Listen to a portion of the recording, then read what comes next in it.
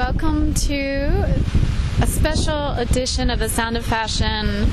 I have just come out of the Jean-Paul Gaultier exhibit at the DeYoung in San Francisco and feel incredibly in awe of the absolute stunning, beautiful experience that I've just witnessed, and it definitely made me realize that I was not only at the right place at the right time, but I was doing the right thing, and really felt enormously lifted by the imagination, the communication of the fashion that was on exhibit. Especially how Jean-Paul Gaultier has made such an incredible difference in relationship to gender in the world of fashion.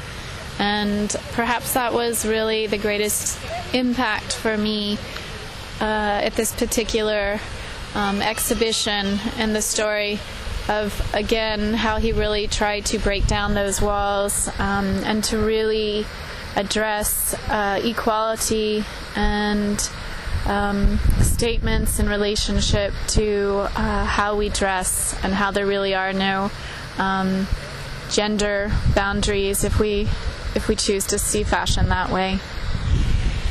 This Jean-Paul Gaultier show helped me realize not only how fortunate I am to be working in the world of fashion and making an impact and getting to spread beauty and joy throughout the world, but it also made me realize again how powerful of an art form and medium fashion really truly is, and perhaps it has never been such a powerful form of expression as the times we're currently living in.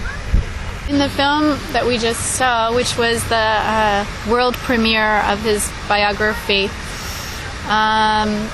no, perhaps it was the U.S. premiere, and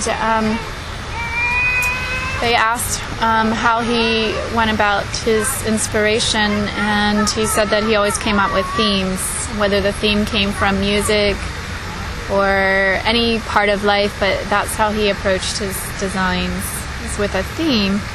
And that was kind of fun to hear. And of course the film offered all kinds of insights as far as inspiration and where he got it, and again it was just filled with humor and insight into the person and the brilliance of this individual.